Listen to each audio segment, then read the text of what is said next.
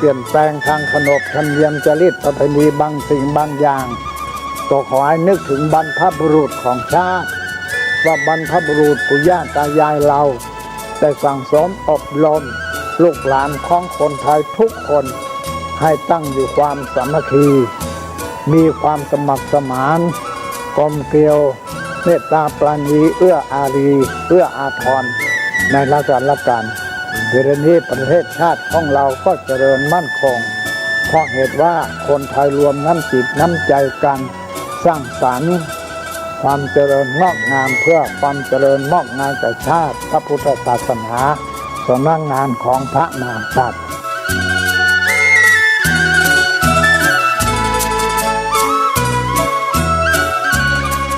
ธรรมะข้อคิดจากพระเดชพระคุณท่านเจ้าคุณพระเทพวิสุทธิคุณด้วยความปรารถนาดีจากสถานีวิทยุพระพุทธศาสนาคลื่นธรรมะเพื่อประชาชน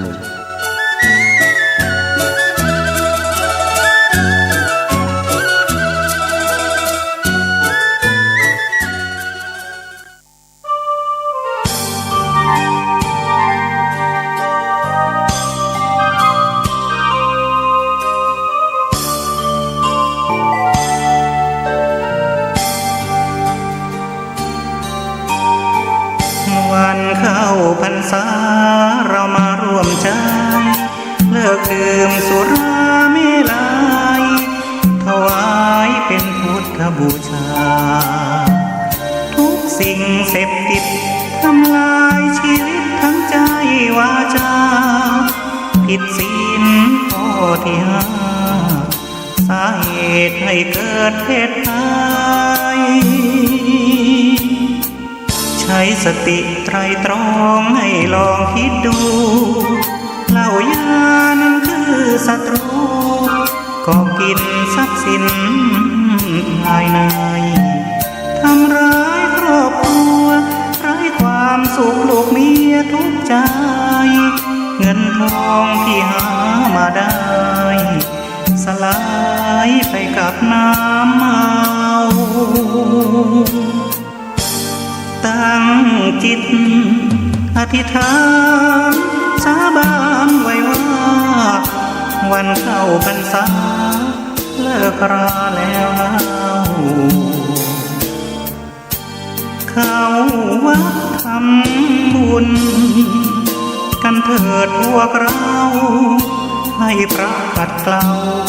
กิเลสเบาบางหลวงพ่อเจ้าคุณท่านคอยห่วงใยอยากเห็นครอบครัวสดใสปลอดภัยในทุกทางเลิกเมาแล้วขับไม่ถูกจับปรับให้เสียสตางค์อย่าปล่อยตัวเข้าเกี่ยวว่างเสริมสร้างชีวิตครอบครัว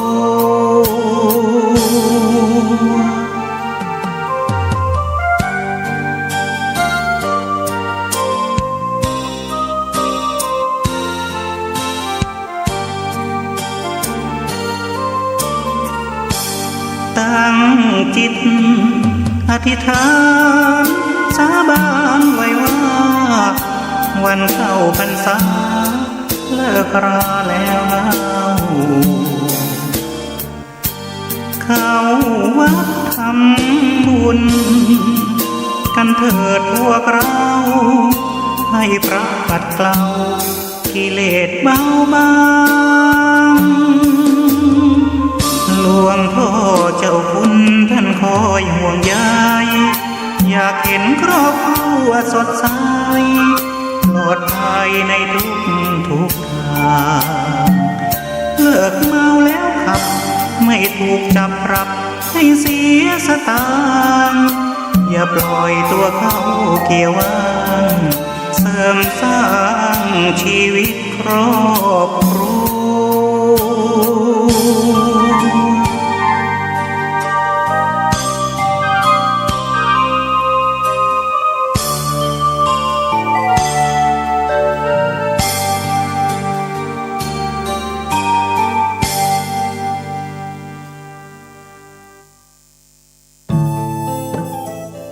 ข ท่านกำลังติดตามรับฟังสถานีวิทยุกระจายเสียงพระพุทธศาสนาแห่งชาติและสังคมคลื่นเพื่อการศึกษาพระพุทธศาสนาและวัฒนธรรมระบบ FM 104.5 เมกะเฮิรตซ์รายการต่อไปเป็นรายการคดีโลกคดีธรรม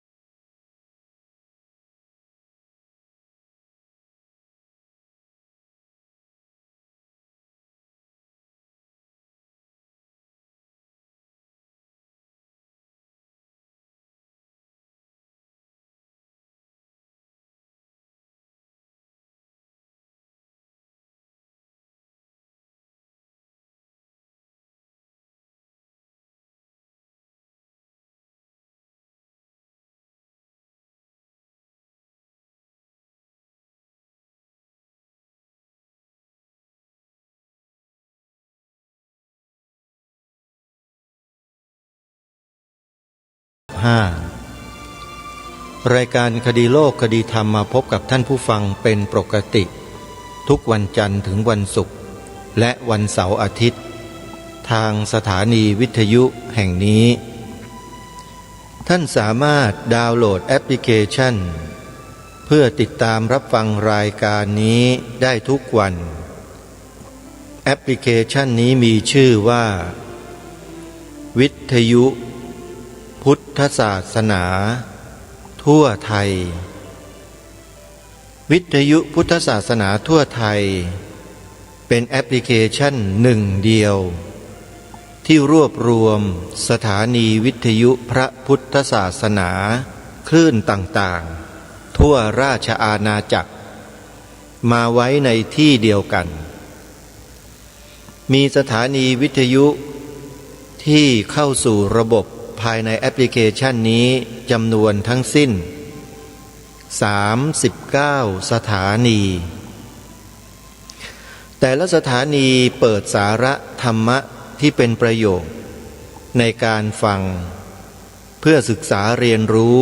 เรื่องราวของรูปนามขันธ์ห้าคือชีวิตของคนเราเป็นอย่างดีครูบาอาจารย์หลายๆรูปผู้ทรงแก่ความรู้ผู้ทรงคุณต่างก็บรรยายธรรมอธิบายความธรรมสาธยายธรรมเอาไว้ให้เราชนรุ่นหลังได้สดับรับฟังกันตลอดกาลมีอยู่ในแอปพลิเคชันนี้ทั้งหมดท่านสามารถที่จะเลือกรับฟังได้โดยสะดวก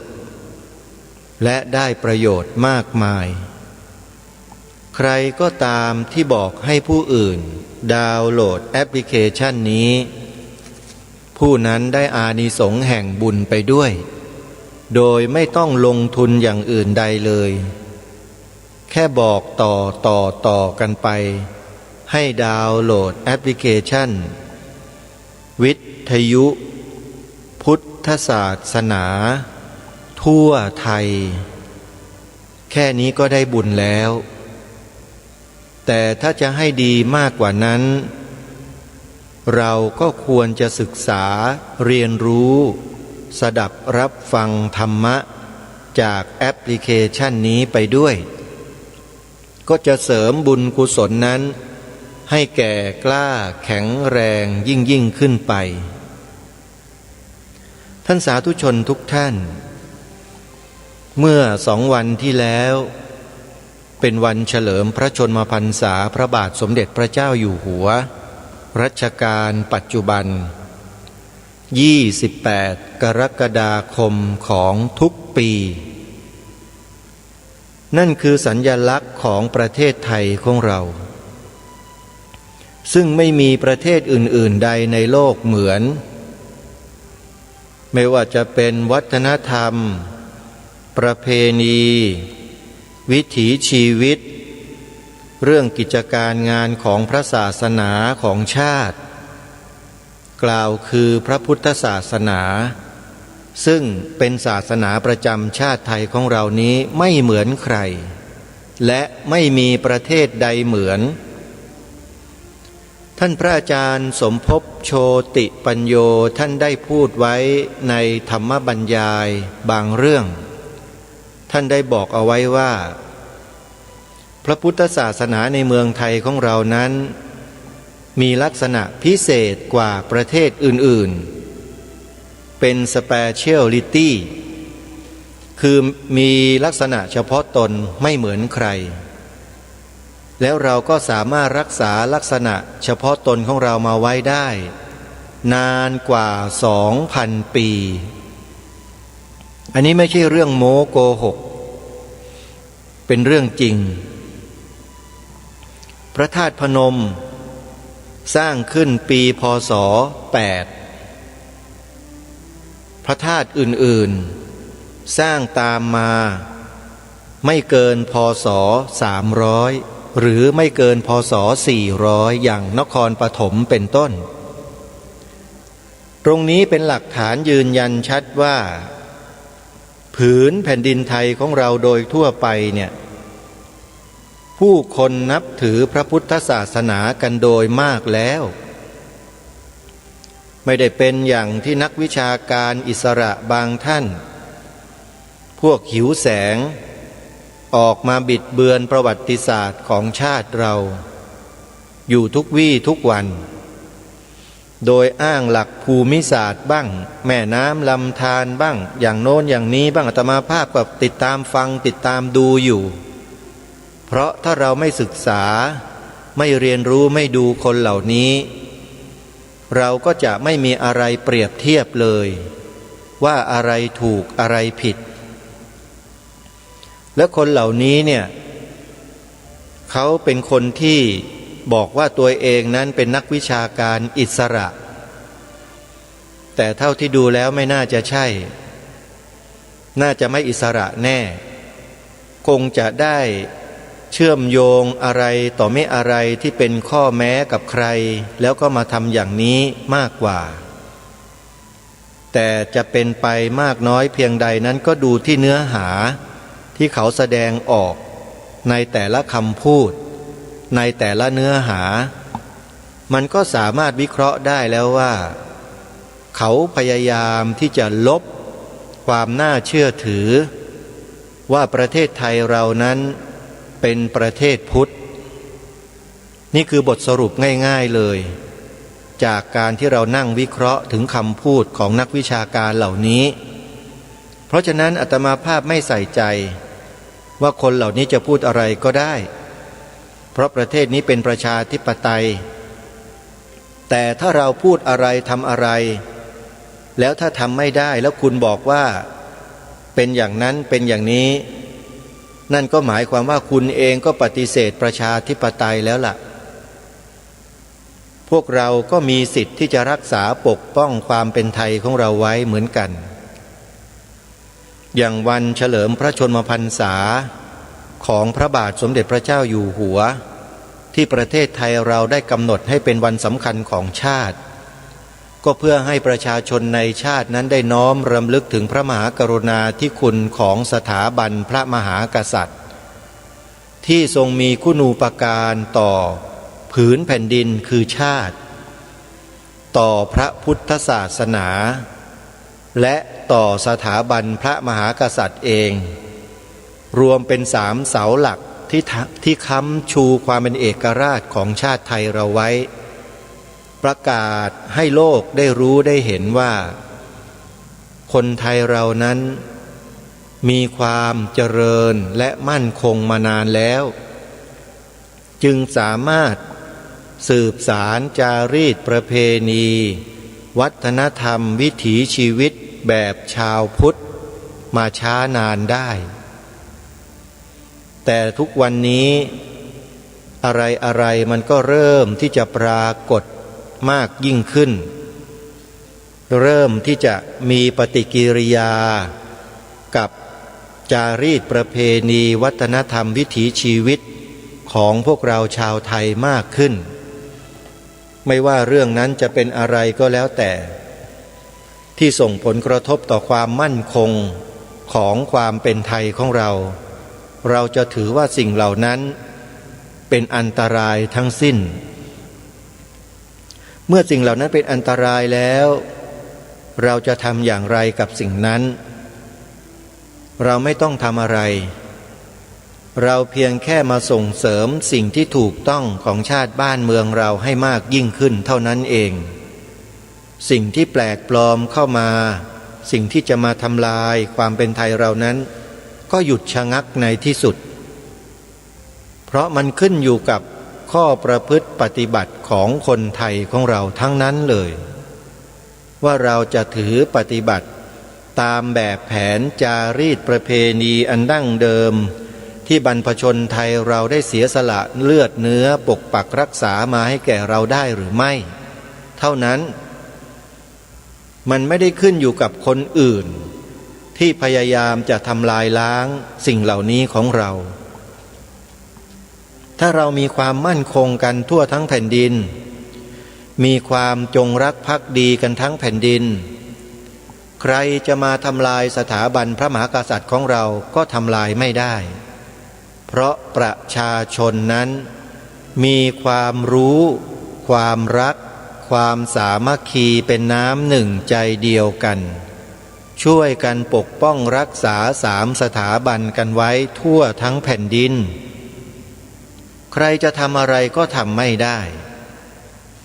ถึงแม้ว่าจะมีอำนาจรัฐกุมอำนาจรัฐพยายามออกนโยบายของรัฐเพื่อที่จะมาทำลายวัฒนธรรมจารีตประเพณีของชนเผ่าไทยของเราเพียงใดก็ตามเขาก็ไม่สามารถที่จะดำเนินการให้เป็นไปได้โดยสำเร็จเพราะประชาชนรู้ประชาชนดูประชาชนเห็นเมื่อเขารู้ดูเห็นแล้วเขาก็ยอมไม่ได้เมื่อยอมไม่ได้ก็มีปฏิกิริยาต่อต้านเมื่อประชาชนต่อต้านด้วยปฏิกิริยาอย่างใดอย่างหนึ่งคนที่อยู่ในอำนาจจะมีพลังแค่ไหนก็ตามสุดท้ายก็ต้องแพ้ภัยตัวเองหมดเพราะฉะนั้นพลังของประชาชนนั้นเป็นพลังที่บริสุทธิ์เป็นพลังที่ไม่มีใครสามารถทำลายล้างลงได้เลยถ้าพลังของประชาชนนั้นมีความรู้รักสามัคคีเป็นน้ำหนึ่งใจเดียวกันรายการคดีโลกคดีธรรมจึงพยายามรณรงค์ให้พวกเราคนไทยนั้นรู้รักสามัคคีกันเป็นหลักด้วยการจัดตั้งสภาพุทธบริษัทภาคประชาสังคมจิตอาสาขึ้นมาแล้วเผยแพร่อุดมการณ์ในข้อนี้ให้แก่ผู้ที่สนใจซึ่งก็มีผู้ที่สนใจเข้ามาสมัครขึ้นทะเบียนเป็นพุทธมามกะกันเป็นจำนวนมากแล้วก็ได้ทำบัตรผลิตบัตรประจำตัวพุทธมามกะแจกออกไปเป็นจำนวนมากเหมือนกันบางท่านก็ยังไม่ได้บัตรก็ยังตกหล่นอยู่ที่ส่วนกลางนี้แหละพิมพ์ให้แล้วจัดทำไว้แล้วมัดเอาไว้เป็นมัดไว้แล้วแต่ยังไม่ได้ส่งให้ท่านสาธุชนอย่าเพิ่งตกใจนะยังไงก็ตามเจตนาของท่านที่ได้กระทำโดยการเขียนใบสมัครเป็นพุทธมามกะไว้แล้วนั้นความเป็นพุทธมามกะโดยลายลักษณ์อักษรของท่านสำเร็จแล้วแค่เนี้ยท่านก็ภูมิใจได้แล้วว่าท่านได้ทำให้กับชีวิตของท่านแล้วเป็นกายกรรม กายกรรมวจีกรรมและมโนกรรมครบทั้ง3ประการเลยส่วนบัตรนั้นมันเป็นเพียงแค่รูปธรรมเท่านั้นเป็นสัญญลักษณ์ซึ่งจะส่งมอบให้เมื่อไหร่ก็ได้จะมีหรือไม่มีก็ได้แต่ก็ต้องมีเพราะต่อไปเนี่ยเวลาเราจะเข้าประชุมสัมมนาจะรวมกลุ่มกันเนี่ยนะบัตรนี้แหละจะเป็นเครื่องบ่งบอกถึงความไว้เนื้อเชื่อใจของเรากันเองทั้งหมดใครที่ปลอมปนเข้ามาอยู่ในหมู่พวกเราชาวพุทธเราก็จะได้สังเกตได้ง่ายแต่ถ้าเรามีบัตรพุทธมามกะของแท้ๆกับตัวเนี่ยพอเราพบกันเจอกันเราก็หยิบบัตรนี้ขึ้นมาโชว์ให้ดูซึ่งกันและกันมันเกิดความรู้สึกว่าเธอกับฉันเนี่ยคือพี่น้องกันคือญาติกันมันเกิดความไว้เนื้อเชื่อใจซึ่งกันและกันมากยิ่งขึ้นการทำกิจกรรมส่วนรวมอะไรต่างๆมันก็จะประสบความสำเร็จมากยิ่งขึ้นมันเป็นเหตุเป็นปัจจัยเป็นเครื่องกระตุ้นเตือนพวกเราชาวพุทธทั้งหลายเนี่ยให้รู้รักและสามัคคีกันอย่างต่อเนื่องเพราะฉะนั้นสัญลักษณ์เหล่านี้ที่ผลิตที่ทำที่สร้างขึ้นมาก็เพื่อเป็นเหตุปัจจัยในการกระตุ้นเตือนสติสัมปชัญญะของเราให้อยู่ในหลักการที่ถูกต้องตรงกันเสมอคือรู้รักสามัคคีกันนั่นเองเพราะฉะนั้นเมื่อประเทศของเรามีจารีตประเพณีแบบแผนที่ดีงามที่สืบสานรักษากันมาแต่โบราณอย่างไรในปัจจุบันถ้าสิ่งเหล่านั้นยังคงอยู่เราก็ต้องช่วยกันสืบสารต่อยอดรักษาไว้ให้ยาวนานที่สุดและอย่าให้ใครมาทำลายเป็นอันขาดการที่เราออกมาแสดงตนถึงความจงรักภักดีต่อสถาบันพระมหากษัตริย์ในโอกาสและในวันที่เหมาะสมคือทุกๆวันที่28กรกฎาคมของทุกปีนั้นจึงเป็นเครื่องหมายบ่งบอกว่าประเทศไทยเราคนไทยเรายังมีความมั่นคงในความเป็นชาติไทยของเราอยู่นี่แหละคือสิ่งที่สำคัญมากที่หลายท่านอาจจะไม่รู้ว่าการแสดงออกเช่นนี้มีความหมายว่าอย่างไรมีความหมายว่าอย่างนี้นี่แหละคือเป็นเครื่องบ่งบอกเป็นเครื่องชี้วัดว่าคนไทยเรายังมีความมั่นคงในใจอยู่ซึ่งจะสามารถรักษาความมั่นคงภายในประเทศของเราไว้ได้ความมั่นคงภายในของประเทศเราไม่ได้อยู่ที่เงินบางทีเงินนี่แหละเป็นตัวทำลายความมั่นคงของประเทศไทยเราเสียเองด้วยซ้ำไปท่านเชื่อไหมล่ะใครว่าเงินทำลายความมั่นคงของประเทศเราไม่ได้บ้างอาตมาภาพเชื่อว่าทำลายได้ทำไมจึงเชื่อเช่นนั้นที่เชื่อเช่นนั้นก็เพราะว่าเงินนี่แหละที่มันทำให้คนไทยเราเสียสัตว์เสียเกียรติแล้วก็ทำทุจริตกันมาโดยตลอดกรณีไหนกรณีการเลือกตั้งในทุกวาระจะมีการใช้เงินซื้อเสียงเข้าไปดำรงตำแหน่งสำคัญของบ้านเมืองเงินนั่นแหละเป็นตัวทำลายความมั่นคงของประเทศเป็นอย่างดีนี่คือความจริงนะท่านผู้ฟังไม่ใช่พูดเอาสนุกเงินมาจากไหน ใครเป็นคนขนเงินเหล่านี้มาให้ผู้สมัครเพื่อแจกประชาชนให้ประชาชนขายเสียงแล้วคนเหล่านี้ก็ซื้อเสียงประชาชนด้วยเงินซื้อเพื่ออะไรเพื่อเข้าไปดำรงตำแหน่งในทางการเมืองไปดำรงตำแหน่งทางการเมืองทำไมเพื่อให้ออกกฎกติกากฎหมายบางอย่างมาบังคับใช้ในประเทศนี้และกฎหมายนั้นเป็นกฎหมายที่เป็นอย่างไรใครอยากรู้บ้างปากกามีพร้อมไหมกระดาษเตรียมไว้หรือยังจดนะจะให้เข้าไปดูใน YouTube ให้เข้าไปดูใน YouTube นะว่าสิ่งที่พูดเนี่ยเป็นจริงหรือไม่จดโยมเข้าไปดูคลิปวิดีโอใน YouTube ที่ชื่อว่ากฎหมาย3 ฉบับหม่อมช้างพิมพ์คำนี้แหละแล้วเจอคลิปเลยกฎหมาย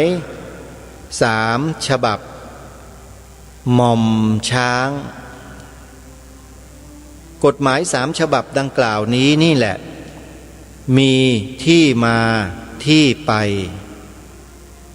มีที่มาที่ไปมาอย่างไรแล้วจะไปอย่างไร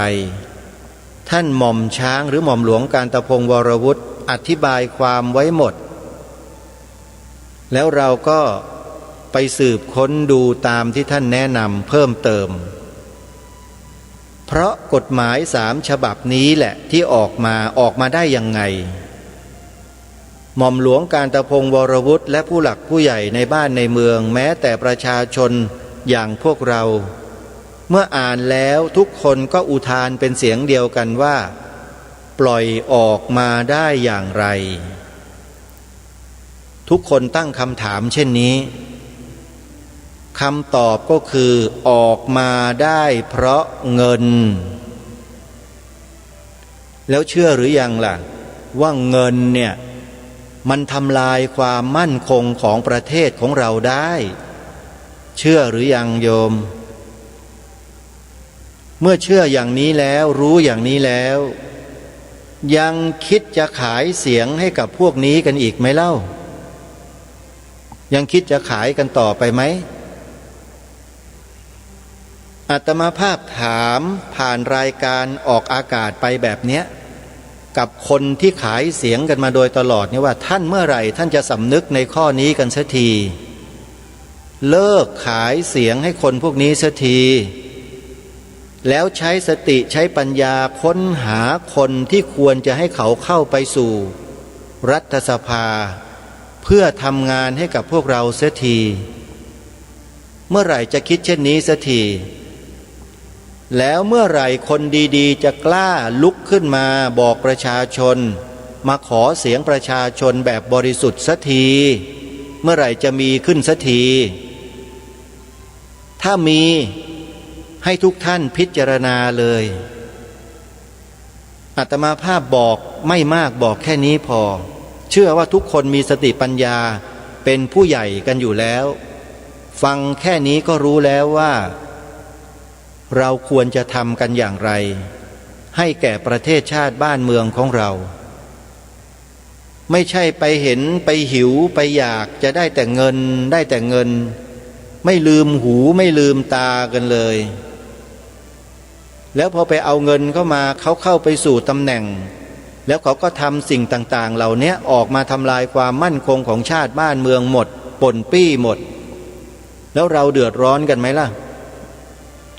เดือดร้อนกันหมดแล้วจะให้มันเป็นเช่นนี้กันต่อไปไหมเล่าอันนี้เป็นข้อคิดคำถามที่ให้ทุกท่านนั้นหาคำตอบกันเองนะเพราะฉะนั้นใครที่คิดว่าเงินนั้นคือสิ่งที่ดีสิ่งที่มีประโยชน์โดยส่วนเดียวเนี่ยเลิกคิดเสียที มันมีโทษอย่างมหาศาลต่อชาติบ้านเมืองของเราอย่างมากมายเลยยิ่งในยุคนี้ด้วยเนี่ยเป็นยุคที่ผู้คนในสังคมพยายามที่จะเรียกร้องแสวงหาสิ่งนี้กันอย่างต่อเนื่องแล้วฝ่ายที่จ้องทำลายประเทศชาติบ้านเมืองของเราก็พยายามใช้สิ่งนี้เนี่ยในการดำเนินการให้สังคมของเราเป็นไปตามที่เขาต้องการแบบง่ายๆโดยใช้เงินเป็นตัวแปรสำคัญเพราะฉะนั้นท่านสาธุชนทั้งหลายต่อไปนี้เนี่ยให้เราใช้สติใช้ปัญญาใช้ไหวพริบปฏิภาณให้มากใช้ความเฉลียวมากกว่าความฉลาดสักนิดหนึ่งสังเกตให้ดีว่าในพื้นที่ของจังหวัดของใครของท่านหรือของใครก็ตามที่มีกำลังเงินซื้อเสียงสูงเนี่ยให้ท่านดูหน้าคนลงสมัครคนซื้อเสียงดูให้ดีที่ว่าไอ้คนนั้นน่ะมันคือใครมันมาจากไหนมันเป็นคนในท้องที่หรือเปล่ามันมีเชื้อสายอะไรเป็นสัญชาติไหนดูให้ดีดูให้ละเอียดเพราะไม่เช่นนั้นแล้วมันจะเจอปัญหาอย่างที่เป็นอยู่ทุกวันนี้เต็มสภาเลยตอนนี้อยากให้ทุกท่านเนี่ยเข้าไปดูนะคลิปวิดีโอที่แนะนำเมื่อสักครู่นี้กฎหมาย3 ฉบับหม่อมช้าง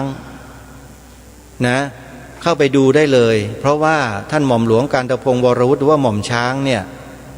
ท่านตรงต่อหน้าที่และพูดอะไรแล้วไม่มีความผิดเพี้ยนอยู่ในหลักการทั้งหมดแต่ถ้าจะให้แบบตรงประเด็นแบบหักด้ามพล้าด้วยเข่าซัดกันแบบไม่มีการปราณีไม่มีการปราณีกันเนี่ยก็ไปดูอีกคลิปหนึ่งอย่างที่เคยบอกกับท่านทั้งหลายไว้ก็คือพิมพ์พยัญชนะไทยอักษรย่อ4 ตัว4 ตัวก็คือออ่างปอปลาพอพานสอเสือถ้าต้องการอะไรแบบตรงๆไม่ต้องมีการแปลการตีความการอธิบายความเยินเยอะอันนั้นตรงเป๊ะเลยนะฮะซัดไปถึงตัวบุคคลชัดๆเลยซึ่งถ้าไม่มีข้อมูลหรือไม่เป็นความจริงเนี่ยเขาคงไม่ออกมาพูด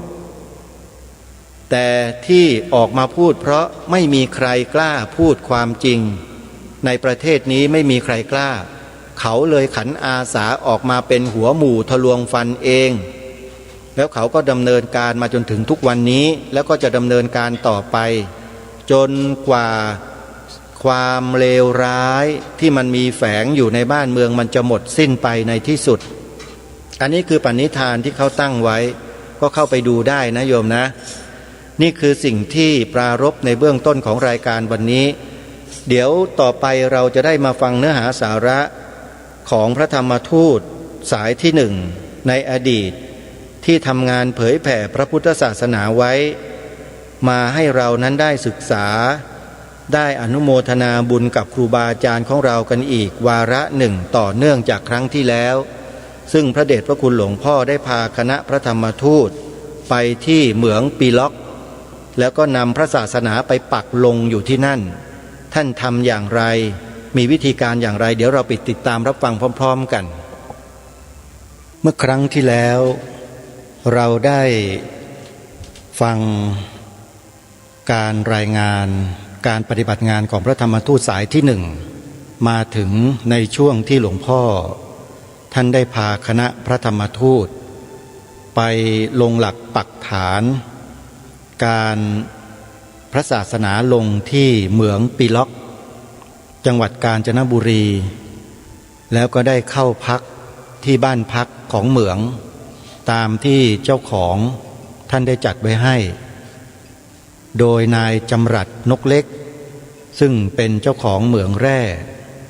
ได้จัดสถานที่ต้อนรับถวายแก่คณะพระธรรมทูตในครั้งนั้นเดี๋ยวเรามาฟังกันต่อว่าหลังจากที่พระเดชพระคุณหลวงพ่อท่านเดินทางไปที่เหมืองปีล็อกแล้ว สิ่งที่ท่านจะดำเนินการในวันต่อไปนั่นคืออะไรมาติดตามรับฟังพร้อมๆกันชาวปิล็อกพอทราบว่ามีพระธรรมทูตมาก็มีความยินดีจัดทำพิธีสวดมนต์เพื่อเป็นมิ่งขวัญของหมู่บ้านด้วยนานๆจะมีพระมาเป็นคณะ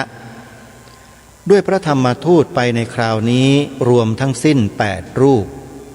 มีคนมานั่งฟังสวดมนต์ประมาณ50 คนเศษผู้จัดการเหมืองจัดให้พักแรมที่เรือนรับรองแขกที่เหมืองปีล็อกนี้ความจริงก็มีวัดแล้วหากแต่มีเพียงกุฏิหลังเดียวอยู่บนยอดเขาค่ำแล้วก็ไม่ได้ขึ้นไปมีพระอยู่เพียงรูปเดียว7-8 ปีแล้วไม่มีการพระศาสนาด้วยพระรูปนี้ไม่มีความสามารถทำได้เพียงแต่ให้ศีลและรับทายทานเท่านั้นน่าสลดใจที่กระแสธรรมจากเสียงสงฆ์ไม่ได้ซึมซาบอาบพุทธบริษัทในบริเวณนี้เลยแต่ก็ยังมีใจมั่นคงในพระพุทธศาสนาอยู่ไม่มีลัทธิอื่นใดไปเปลี่ยนแปลงจิตใจของเขาได้ซึ่งก็ถือว่าเป็นเคราะห์ดีของงานพระธรรมทูตส่วนหนึ่งด้วยเวลากลางคืนผู้จัดการนายมานิตธนรักษ์ผู้จัดการเหมืองแร่ปิล็อกนายอุดมทิพยมณฑลสมุบัญชีได้ส่งคนมาบริการให้พักผ่อนอย่างสบายและได้มาสนทนาถึงงานพระศาสนาซึ่งท่านทั้งสองมีความสนใจอยู่มากปรารภถึงวัดน่าจะได้สร้างเป็นหลักฐานด้วยหมู่บ้านเป็นหลักฐานดีแล้ว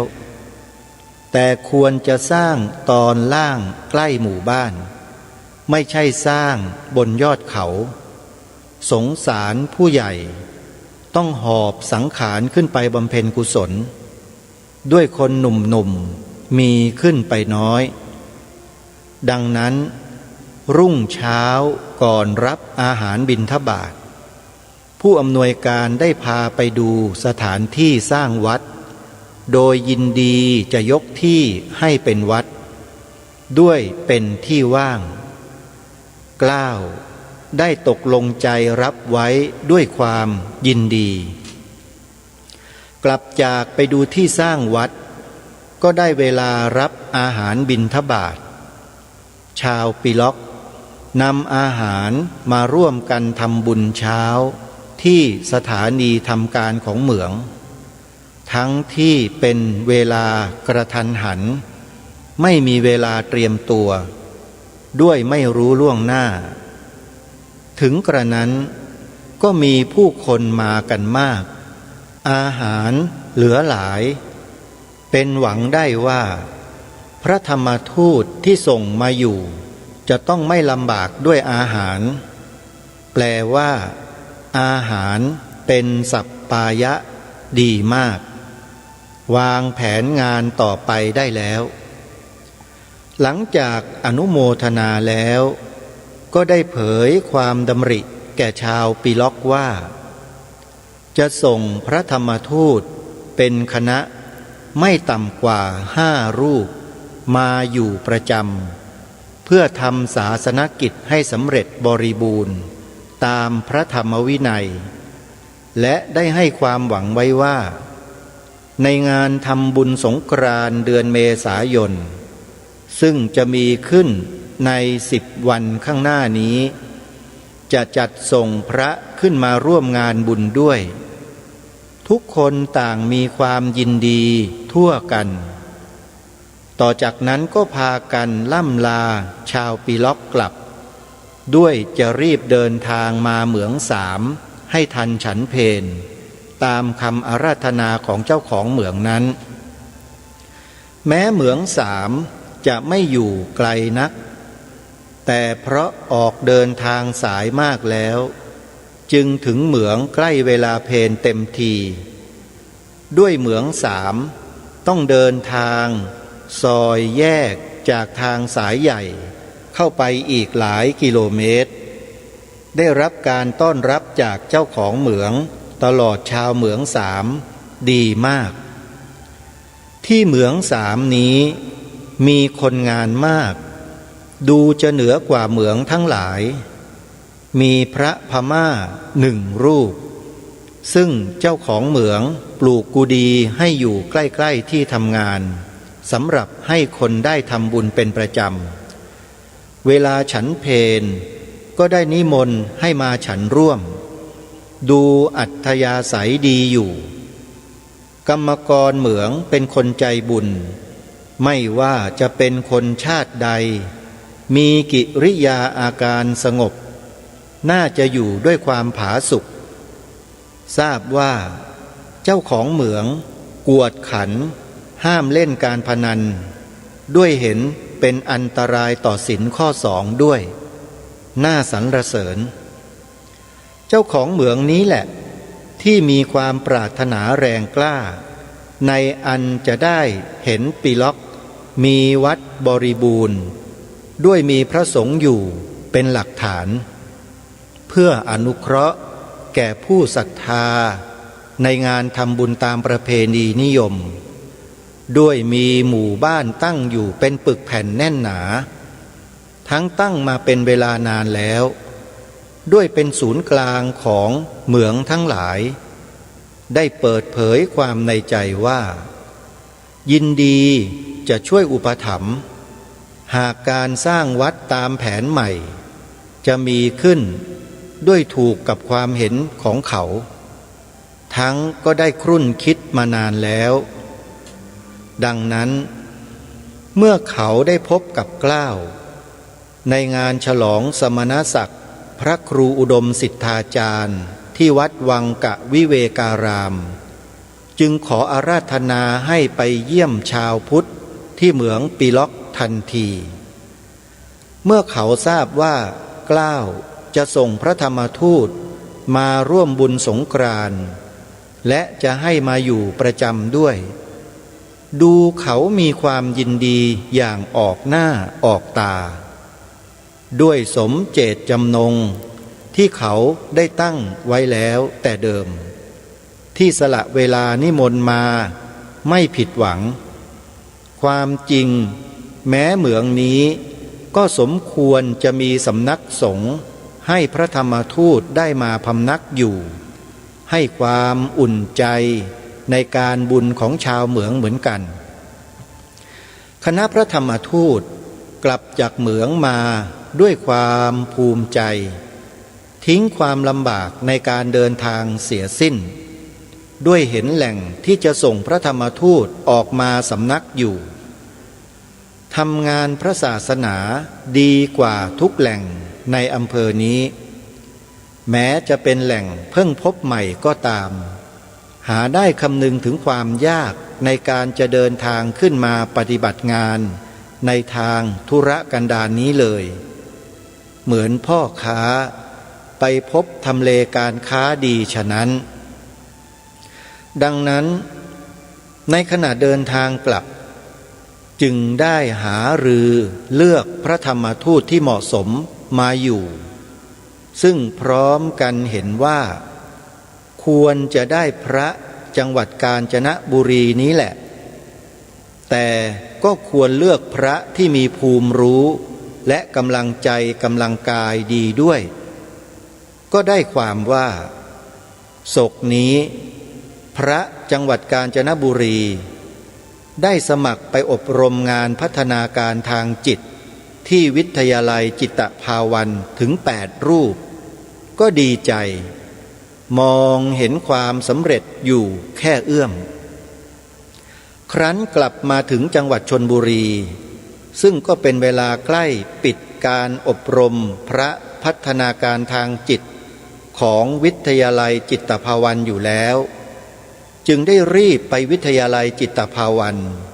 ขอพบพระจังหวัดกาญจนบุรีทั้ง8 รูปนั้น ทันที เมื่อได้ชี้แจงถึงวัตถุประสงค์ให้ทราบแล้วพระทั้ง8รูปยินดีรับไปเหมืองปีล็อกในขั้นแรกนี้จะขอให้ไปงานบุญเทศกาลสงกรานต์ซึ่งจะเริ่มงานในวันที่13 เมษายนตามปกติและก็มีเวลาเตรียมตัว10 กว่าวันเท่านั้นต่อนนั้นจึงได้พบกับอาจารย์กิติวุฒโธผู้อำนวยการวิทยาลัยจิตภาวันเล่าถึงความประสงค์ให้ทราบพร้อมกับขอความร่วมมือด้วยและก็ได้รับการสนับสนุนดังมุ่งหมายด้วยเข้ากับเรื่องงานของท่านที่ทำอยู่เมื่อถึงวันใกล้กำหนดของการพระธรรมทูตจึงได้แนะนำและเตือนให้สังวรรักษาตัวกับมอบหนังสือให้2 ฉบับถึงพระครูสุวรรณเสลาภรณ์เจ้าคณะอำเภอทองผาภูมิวัดท่าขนุนจังหวัดกาญจนบุรี1 ฉบับถึงผู้อำนวยการเหมืองปีล็อก1 ฉบับมอบให้พระมหาพลหัวหน้าคณะออกเดินทางไปโดยการนำทางของพระใบดีกาสมคิดผู้ชำนาญเส้นทางนี้มาแล้วและทำหน้าที่ประชาสัมพันธ์ด้วยเพราะมีญาติมิตรอยู่ที่อำเภอทองผาภูมิด้วยหลังจากพระธรรมทูตคณะนี้กลับจากงานสงกรานต์ที่ปิล็อกแล้วรายงานว่าได้ผลดีเกินคาดด้วยชาวเหมืองต้อนรับแข็งแรงด้วยไม่เคยได้พระสงฆ์มาร่วมงานบุญมากเช่นนี้เลยและขอนิมนต์ให้ขึ้นมาจำพรรษาในพรรษาหน้านี้ด้วยในการไปร่วมสงกรานต์นี้ชาวเหมืองถวายกับปิยพันธ์องค์ละ350 บาทรวม8 รูปก็ได้ 2,800 บาทแต่พระทั้งคณะไม่รับกับปิยพันธ์เหล่านั้นมาขอมอบไว้ที่เหมืองปีล็อกเพื่อสมทบทุนบำรุงการพระศาสนาสืบไปเมื่อหน้าด้วยแน่ใจว่าจะต้องขึ้นไปจำพรรษากันอีกดังนั้นครั้นถึงวันที่1 กรกฎาคมพระพุทธศักราช 2513 เป็นวันใกล้เข้าพรรษาแล้วเกล้าพร้อมด้วยพระวิสุทธิรังสีเจ้าคณะจังหวัดกาญจนบุรีพระอาจารย์กิติวุฒโธผู้อำนวยการวิทยาลัยจิตภาวันพร้อมด้วยคณะก็นำพระธรรมทูต5 รูปคือ 1. พระมหาพลปัญญาพโล 2. พระหลิววรปัญโย 3. พระใบดีกาสมคิดนันทิโย 4. พระหารถิตาโพ 5. พระสนันโคสโกไปอยู่ประจำสำนักวัดเหมืองปีล็อกทำงานเผยแผ่พระศาสนาตามนโยบายของงานพระธรรมทูตในการไปและกลับครั้งนี้อยู่ในความอุปถัมภ์ของตำรวจตระเวนชายแดนนำเครื่องบินไปรับส่งและพากลับมาโดยความสวัสดีในการนี้เกล้าได้ถวายเครื่องขยายเสียงไป1 เครื่องพระพยงถวายลำโพง1 ตัวนายองค์อาจขจรชัยกูลถวายกลองเพล1 ลูกและนางประณีตขจรชัยกูลถวายระฆัง1 ลูกเพื่อใช้ในงานพระศาสนาของพระคณะนี้ในการไปปฏิบัติศาสนกิจที่เหมืองปีล็อกในเทศกาลใกล้ฤดูฝนนี้ลำบากมากจริงๆเสี่ยงอันตรายมาก นึกถึงความลำบากแล้วไปไม่ได้แต่ถ้านึกถึงงานพระศาสนาจะมีผลดีแล้วคณะพระธรรมทูตก็ไปได้โดยลืมความยากลำบากเสียสิ้นยินดีเสียสละด้วยประการทั้งปวงเป็นอันว่างานพระศาสนาของพระธรรมทูตสายหนึ่งประจักษ์ว่าเป็นผลดีดังที่กราบเรียนถวายมานี้การจะควรประการใดแล้วแต่จะโปรดเกล้าพระธรรมโกษาจารย์หัวหน้าพระธรรมทูตสายที่หนึ่งนี่ก็เป็นรายงานของหัวหน้าพระธรรมทูตสายที่หนึ่งคือพระเดชพระคุณหลวงพ่อเจ้าคุณพระธรรมโกษาจารย์ชอบอนุจารีมหาเถระซึ่งในปัจจุบันสมณศักดิ์ของท่านได้มาดำรงอยู่ที่พระราชาคณะชั้นรองพระพิมลธรรมชอบอนุจารีมหาเถระราชบัณฑิตซึ่งเป็นครูบาอาจารย์ที่อาตมาภาพได้มีโอกาสเป็นลูกศิษย์อุปัฏวัฏฐากท่านระยะหนึ่งอยู่ที่วัดมหาธาตุแห่งนี้ท่านสาธุชนผู้ฟังทั้งหลายนี่คืองานที่พระสงฆ์ไทยเราได้กระทำให้เกิดมีขึ้นในส่วนหนึ่งของประเทศของเราพร้อมกับคณะพระธรรมทูตสายอื่นๆที่ท่านก็ทำงานในลักษณะเดียวกันนี้อยู่ทุกภูมิภาคของประเทศไทยของเราโดยมีพระสงฆ์ที่ผ่านการอบรมจากพระนักพัฒนาการทางจิตจิตภาวันวิทยาลัยอำเภอบางละมุงจังหวัดชลบุรีของหลวงพ่อเจ้าคุณกิตติวุฒโธภิกขุ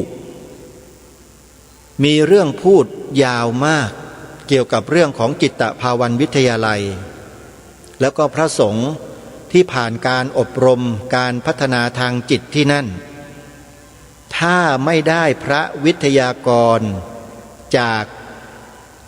จิตภาวันวิทยาลัยออกไปเผยแผ่พระพุทธศาสนาเป็นพระธรรมทูตในลักษณะเช่นนี้ในสมัยอดีตการพระศาสนาเราจะไม่เจริญรุ่งเรืองมาจนถึงวันนี้แน่แต่เพราะพระสงฆ์เรานั้นมีความรับผิดชอบต่อการพระศาสนามากจึงทำให้ศรัทธาของประชาชนในทุกพื้นที่ของประเทศบังเกิดขึ้นอย่างถูกต้องถูกการถูกเวลาท่านสาธุชนนี่คือผลงานในอดีตที่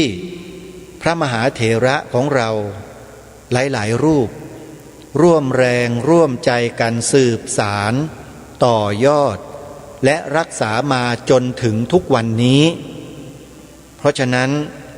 การบำรุงส่งเสริมดูแลพระภิกษุสงฆ์ที่ทำการพระศาสนาอยู่ไม่ว่าจะเป็นการศึกษาการเผยแผ่การสาธารณูปการการศึกษาสงเคราะห์สาธารณสงเคราะห์ขอให้เรานั้นตั้งใจสนับสนุนส่งเสริมท่านเถอะได้บุญมหาศาลญาติโยมเดี๋ยววันพรุ่งนี้มาติดตามรับฟังเนื้อหาสาระจากหนังสือวารสารเสียงสงฆ์กันต่อซึ่งมีเรื่องที่น่าสนใจรอเราอยู่วันนี้เวลาของรายการหมดลงแล้วอาตมาภาพต้องขอสมมุติยุติรายการไว้แต่เพียงเท่านี้ขอความสุขความสวัสดีในธรรมแห่งองค์สมเด็จพระบรมศาสดาสัมมาสัมพุทธเจ้าจงปรากฏเกิดมีขึ้นในจิตใจของท่านผู้ฟังทุกท่านทุกคนเทินขอเจริญพรกล้าคิดก็ต้องกล้าทำอย่ากลัวถ้าทำความดีเป็นศึกษาปัญหาให้ทันท่วงทีเมืองไทยจะ